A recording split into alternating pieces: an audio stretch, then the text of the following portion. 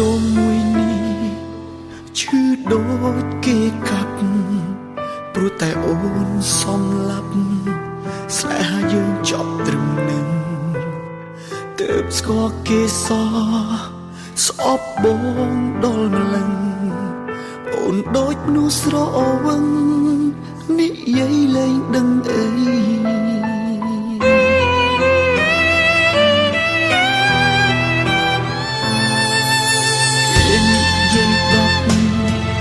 ជឿដល់មួយរយគេស្នាពេកហើយបានអូនក្បែររាល់ថ្ងៃបងអ្នកចាញ់ស្នេហ៍ត្រឹមមើលគេថៃថ្លៃគ្មានសិទ្ធអាចធ្វើអ្វីក្រៅពីក្តាប់ដៃយំមួយនាទីក៏ឈឺឲ្យតែនឹកដល់អូនពេលដងលែងនៅខ្លួនធ្លាក់ដល់ដីក៏ពូជ្រងវាឈឺខ្លាំងបំផុតស្ទើរតែមិនអាចទ្រាំឲ្យគ្រូពេទ្យសំទាំងណាំលេបយ៉ាងណាក៏មិនបាត់ជុំខ្វះអ្នកថែរស់បានយូរប៉ុណ្ណាដល់ដល់ហើមពេលណាហើយឈ្មោះអូនមិនចេះដាច់ចិត្តនឹងអូនមួយនេះវាក៏ដោយក្របខ្សាច់ព្រោះតែអាចស្ទះស្លាប់ព្រោះមិនអាចប្រាប់ដល់អូនអូន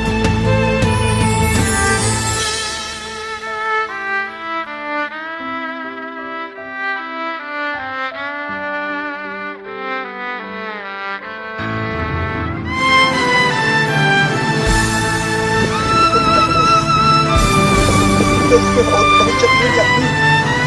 បងចូលណាថាបងមានអ្វីធ្វើយ៉ាងដូចគេអត់ខ្ញុំជាឆាប់ទៅដូនឈឺដូចគេកាប់ព្រោះតែអូនសំឡាប់ស្នេហាយើងចប់ត្រឹមនឹងទើបស្គាល់គេសស្អប់បងដល់ម្លឹងអូនដូចមនុស្សស្រវឹងនិយាយលែងដឹងអី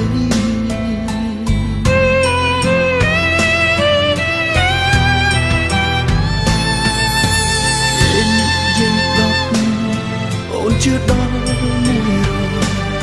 គេស្នាពេកហើយបានអូនក្បែររាល់ថ្ងៃបងអ្នកចាញ់ស្នេហ៍ត្រឹមមើលគេថៃថ្លៃគ្មានសិទ្ធអាចធ្វើអ្វីក្រៅពីក្តាប់ដៃយំមួយនាទីក៏ឈឺឲ្យតែនឹកដល់អូន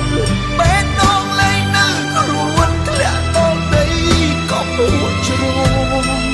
វាឈឺខ្លាំងបំផុតស្ទើរតែមិនអាចទ្រាំឲ្យគ្រូពេទ្យសំទាំងណាំលេបយ៉ាងណាក៏មិនបាត់ជុំខ្វះអ្នកថែរស់បានយូរប៉ុណ្ណាដល់ដល់ហើមពេលណាហើយឈ្មោះអូនមិនចេះដាច់ចិត្តនឹងអូនមួយនេះ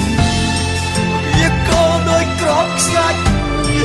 ព្រោះតែអាចស្ទះស្លាប់ព្រោះមិនអាចប្រាប់ដល់អូនមួយនាទីក៏ឈឺឲ្យតែនឹកដល់អូនបេះដូងលែងនឹងខ្លួនធ្លាក់ដល់ដីក៏ភក់ជ្រងបងព្រីពាក្យសន្យាឯនេះនេះខ្លាំងបំផុតស្ទើរតែបងជាមនុស្សថ្មីនេះអត់ទ្រាំឲ្យគ្រូកុំទៅចាំបានអត់លេបយ៉ាងណាក៏មិនបាត់ជំងឺខ្វះអ្នកថែព្រោះបានយូរប៉ុណ្ណាដល់ដល់ហើមពេលណាហើយឈ្មោះអូនមិនចេះដាច់ចិត្តនឹងអូនមួយនេះវាក៏ដោយក្របខ្សាច់